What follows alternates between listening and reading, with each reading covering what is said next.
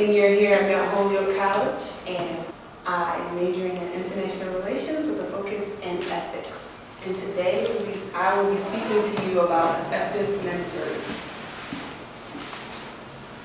So here's just a little overview of what I'll be speaking about today. Okay, and so I currently work at Girls Inc. in Holyoke, Massachusetts, with these lovely ladies on my left. And I've been working there for about 2 years with the Community-Based Learning Fellowship. And I just love it there. I work there as a facilitator / mentor / big sister. And currently I work there as a tutor, and we tutor on Wednesdays, but their main goal is to get girls to become strong, smart, and bold. And so they do this through economic literacy, reproductive health, and also through college readiness. So they have a program. So we're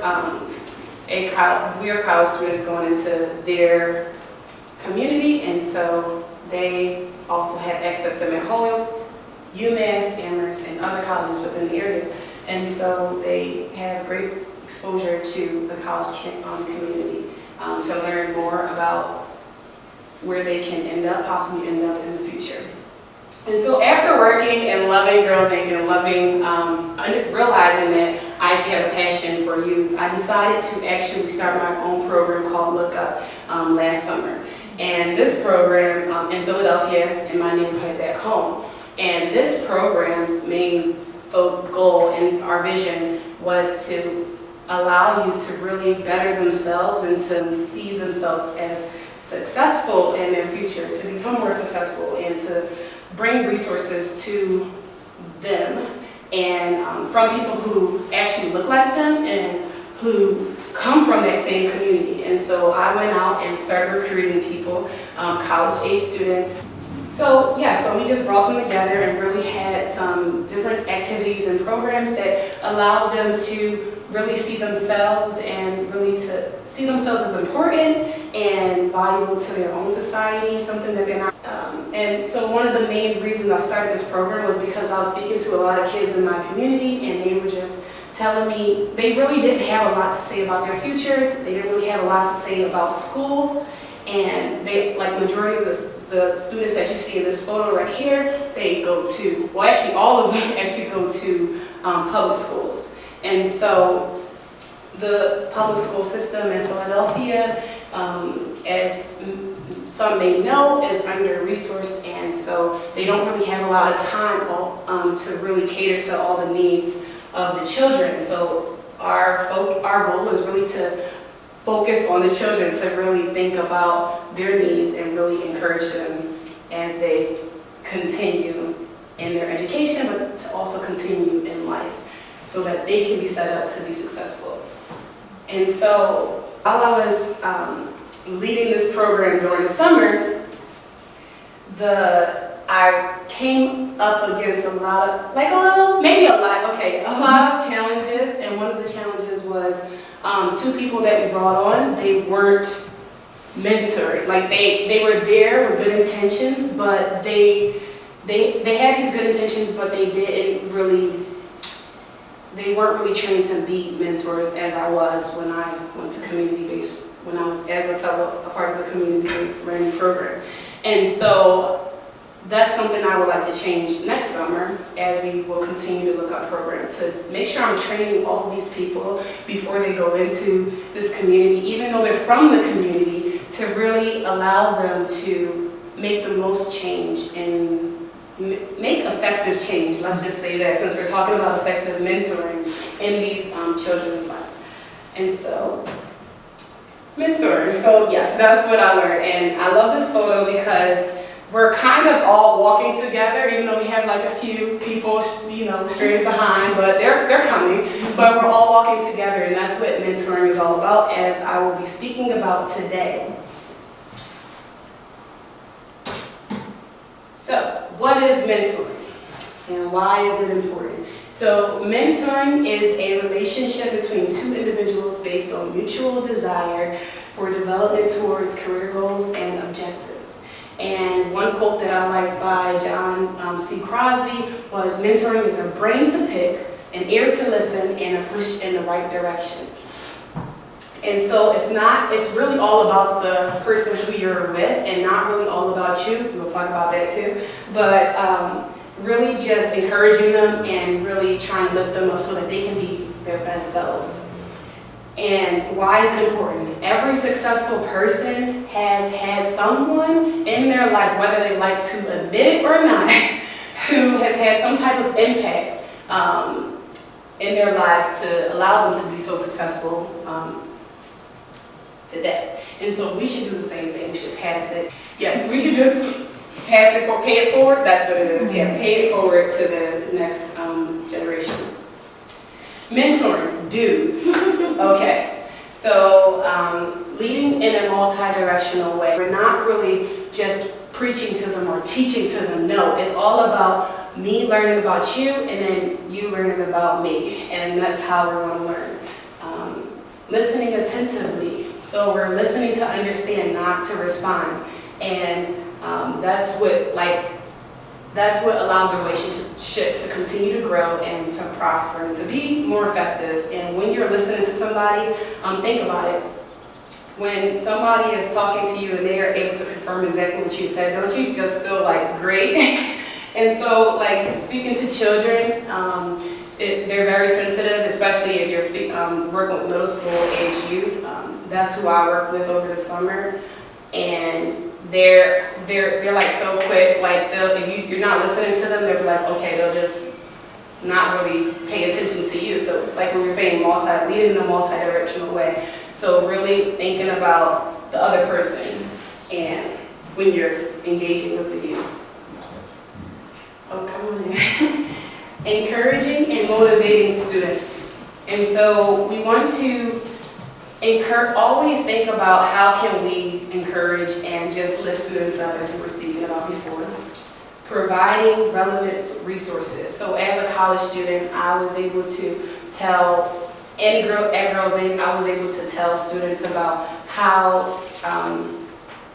about the SATs, or how to get a car, or something like that, something that they're interested in. So making it relevant, not just pulling something out of the air. You want to be able to connect with them in a way that they'll be able to understand. And also, as a CDL fellow, we brought the students here to our makerspace to learn about how to create chocolate the other day. And so just exposing them to these different resources and learning about how can they too become successful. So that's what we're trying to get at today. How can we allow them to be successful in the same light, or even more successful than you are?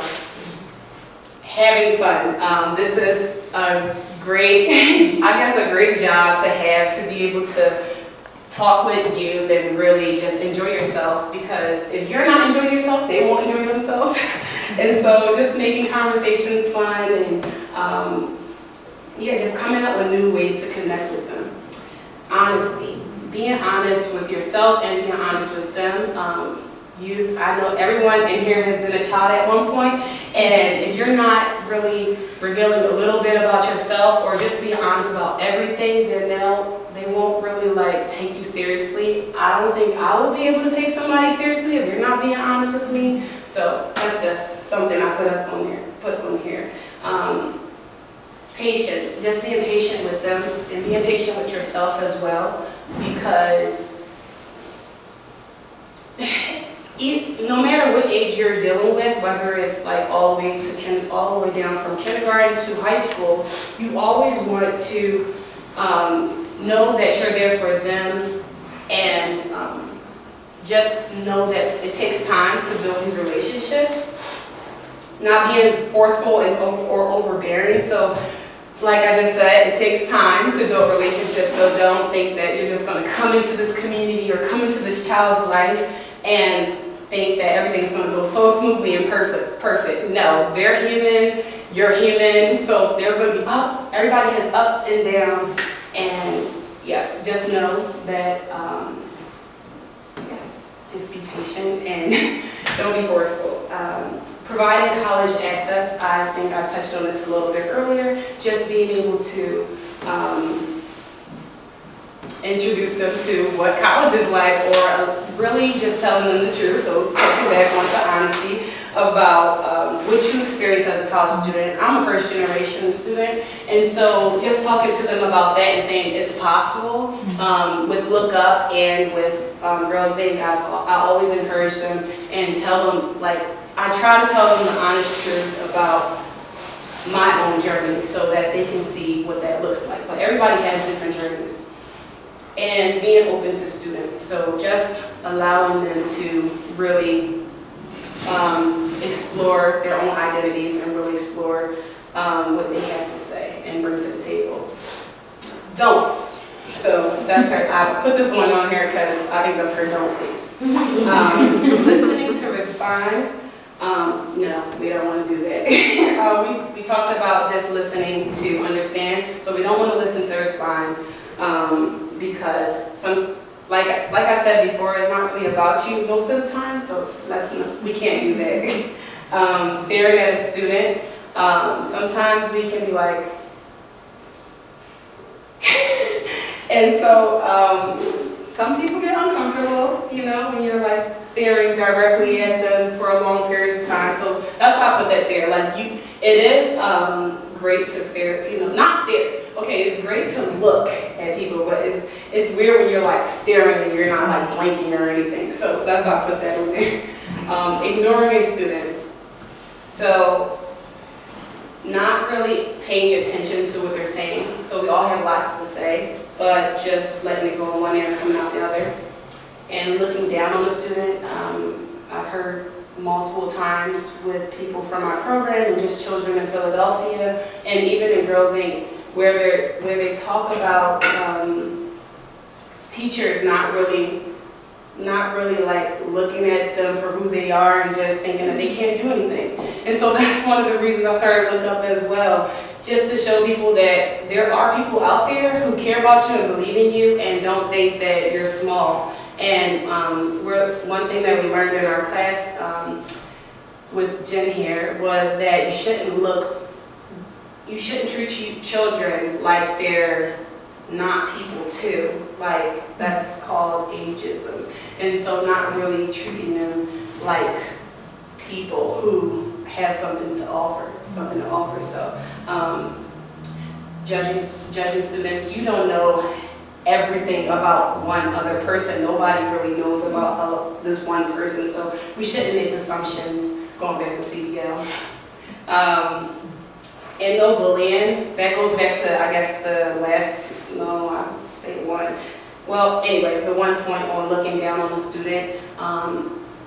Children probably already experience enough bullying, and I'm pretty sure a lot of people experience bullying, and who would want an adult not to be on their side? And just not being prepared.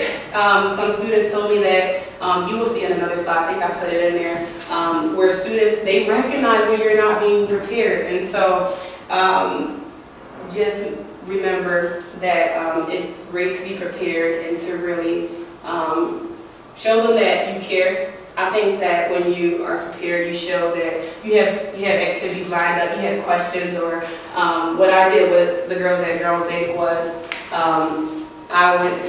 I brought like some questions, some funny questions that we all can interact and engage in conversations, and they loved it. It was a hit. So we're learning about each other, and so it's just a step, just showing them that I care and I want to get to know you guys.